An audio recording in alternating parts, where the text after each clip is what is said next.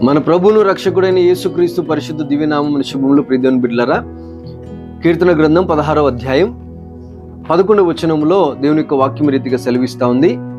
జీవ మార్గము నీవు నాకు తెలియజేసేదువు, నీ సన్నిధిలో సంపూర్ణ సంతోషము కలదు, నీ కుడి చేతులు నిత్యము సుఖములు కలవు అంటున్నాడు.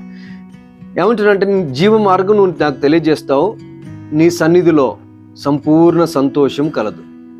ప్రియదేవుని బిడ్డలారా, ఈ లోకంలో మీరు ఒక విషయాన్ని జ్ఞాపకం చేసుకోవాలి. సంతోషం కొరకు అనేక ప్రాంతాలు, సమాధానం కొరకు, నెమ్మది కొరకు అనేక ప్రాంతాలు విజిట్ చేస్తాం. విహారయాత్రలకు వెళ్తాం, టూరిస్ట్ ప్లేస్లకు వెళ్తాం. దేని కొరకు అంటే సంతోషం ఎక్కడ దొరుకుతుందా అని వెతుకుతాం. అవునంటారా కాదంటారా? సంతోషం కొరకు వెతుకుతాం, కానీ అది అసంపూర్ణమే. అంటే సంపూర్ణం కాని సంతోషాన్ని వెతుకుతాం. ఈ లోకంలో ఉన్న సంతోషం ఎలా ఉంటుందంటే క్షణమాత్రమైనదే, క్షణికమైన సంతోషమే. అంటే ఆ సంతోషం కావాలంటే డబ్బులు పెట్టి కొనుక్కునేది. అవునంటారా కాదంటారా? ఆలోచన చేయండి. ఈ లోక సంబంధమైన సంతోషం అలా ఉంటుంది. ప్రియదేవుని బిడ్డ, దేవుని సన్నిధిలో సంపూర్ణ సంతోషం ఉన్నది అని దేవుని యొక్క వాక్యం చెప్తా ఉంది.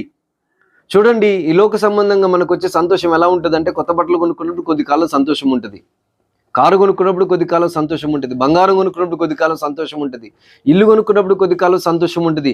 ఈ లోక సంబంధమైన వాటిని మనం వెతుకుతూ వాటిని పొందుకున్నప్పుడు కొద్ది కాలమే సంతోషం ఉంటుంది, కానీ దేవుని సన్నిధిలో మాత్రం సంపూర్ణ సంతోషం ఉంది అని దేవుని యొక్క వాక్యం చెప్తా ఉంది.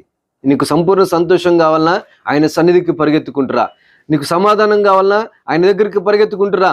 దేవుని సన్నిధిలో మాత్రమే సంపూర్ణ ఆనందం దొరుకుతుంది. ప్రియదేవుని బిడ్డ, ప్రభు దగ్గరికి వచ్చి ఈ సంపూర్ణ సంతోషం పొందుకోవాలని ప్రభుపేట మనవి చేస్తూ, వినిన మాటలు మన ప్రాణాత్మ దేహంలో దేవుడు కార్యము జరిగించును గాక. God bless you.